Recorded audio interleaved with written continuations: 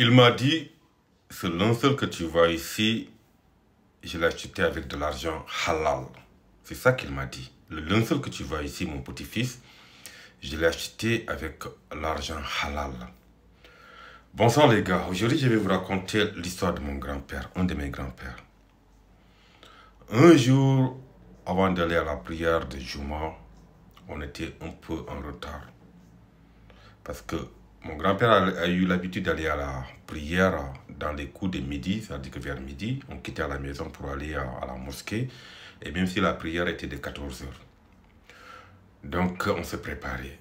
J'ai rasé sa tête, il a pris sa douche, il est venu pour faire sortir ses habits pour aller à la mosquée. Moi j'étais déjà prêt. Et en ce moment-là, moi j'étais jeune. À cette période-là, j'étais très jeune. Donc on s'est préparé pour aller à la mosquée. Et lorsqu'il sortait ses habits, j'ai vu un tissu blanc, très blanc. Au départ, je me disais que c'est juste un tissu qui n'a pas encore cousu, ou bien c'est un tissu qu'il allait donner à un de ses grands-fils ou un de ses grandes filles, juste voilà, en guise de reconnaissance. C'est ça que j'avais mis à la tête au départ, comme vous le savez avec les parents africains. Mais je lui ai posé la question, je lui ai dit, mais grand-père, c'est quoi ce tissu-là? Tu peux me le donner? Il me dit non. Ça, c'est ici, je l'ai acheté, c'est mon linceul qui est là. Avec un air très surpris, je me dis, mais comment? Waouh, mais comment? Donc toi, tu te prépares déjà? C'est quoi ça? C'est quoi? Dans ma tête, je dis, c'est quoi ce délire? Hélas, il m'a expliqué que c'est de l'argent. Que lui, il a travaillé, c'est-à-dire qu'il a fait, il a cultivé son arachide, il a vendu l'arachide, et là, il a acheté son linceul. Donc, ce sont ces arachides qu'il avait vendus auparavant, ça a daté, et il a acheté donc ce cercueil. Et il s'est dit, je ne sais pas, petit-fils, le jour où je vais partir, je veux quand même partir avec dignité. Et je veux aussi partir qu'on me mette un cercueil qui est halal. Au départ, je ne comprenais pas. Je me dis, mais comment? Tu crois que, voilà, il n'y a que 3000 francs qui vont nous empêcher de t'amener au cimetière ou autre là? Bon, déjà, je ne me posais même pas la question parce que j'avais eu peur. Parce que pour lui, il vit la mort tous les jours. Et moi, je me dis, mais quand on parle de mort, déjà, je suis effrayé, j'ai peur. Au départ. Mais lui, il vit la mort tous les jours. Donc ça signifie qu'il est déjà prêt pour la mort. Et ça me bouleversait la tête. Je me dis, mais comment on peut acheter un linceul vivant? Mais c'est après que j'ai compris.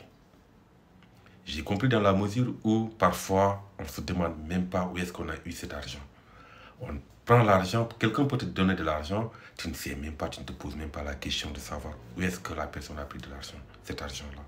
On ne sait pas si c'est l'argent halal ou si c'est l'argent haram, on ne sait pas.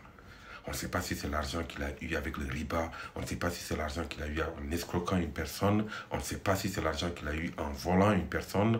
Parce qu'on peut faire des gestes, on peut faire des trucs comme ça sans même le savoir.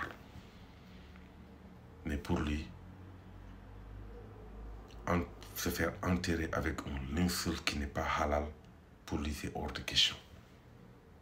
Donc il s'est déjà préparé à la mort. Voilà, donc je disais, c'est comme ça que tout musulman devrait se préparer face à la mort. On devrait se préparer dans toutes les circonstances. Notre âme ne nous appartient pas. Rien ne nous appartient.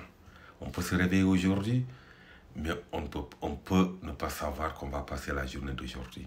On peut aller au lit aujourd'hui. Qui te dit que tu vas te réveiller demain? Personne. On ne sait pas. Donc on doit se préparer. Et préparer à la mort, ce n'est pas juste avec les bonnes actions, ce n'est pas juste aussi avec acheter un cercueil, mais préparer à la mort, c'est d'adorer Allah, comme si tu dois mourir demain. Il faut qu'on se prépare là-dessus. Et franchement, je crois que la leçon que mon grand-père m'a donnée, ça c'est une leçon de vie. Auparavant, j'avais peur à la mort quand je voyais quelqu'un qui décédait près de nous. Là, on se dit, waouh, 3 jours, je ne vais pas dormir. 3 jours, je ne dors pas. Mais, au fil du temps, je sais que, voilà, la mort, c'est notre quotidien. La mort, maudit, il est toujours là. Et parfois, les gens te disent que la mort ne te prévient pas. Non, la mort te prévient. Oui, la mort nous prévient. Et elle nous prévient tous les jours. Ceux qui disent que la mort ne prévient pas, c'est faux. La mort nous prévient. Parce que elle est venue prendre ton grand-père pour dire que c'est une personne âgée. Elle l'a amené. Le lendemain, ou dans 2 jours, ou dans 1 mois, elle est venue et revient pour prendre l'enfant, le fœtus de ton voisin. Un enfant qui n'est même pas né. Presque. Elle est partie avec. Elle est revenue encore prendre un enfant qui a l'âge de 2 ans ou 3 ans, elle est partie. Donc, pour dire un enfant, elle est venue prendre un adulte dans ton quartier. Donc, toujours dans ton quartier, pour dire que je suis présent, je suis là. Donc, mais toi, tu te fermes les yeux, ou bien tu ne veux même pas comprendre, tu ne sais pas. Et elle te dit par rapport à tout ça, que la mort ne connaît ni l'enfance, ni la vieillesse, ni l'âge adulte, ni rien du tout. Il y a toutes les tailles au cimetière, donc ça signifie elle t'a prévenu. La mort prévient les gars. Donc faites les bonnes actions et heureusement, il y a le Ramadan qui arrive. Donc le Ramadan, comme on le dit, c'est le mois de la promotion, un mois auquel toutes les bonnes actions seront multipliées. Donc ce sont ces bonnes actions.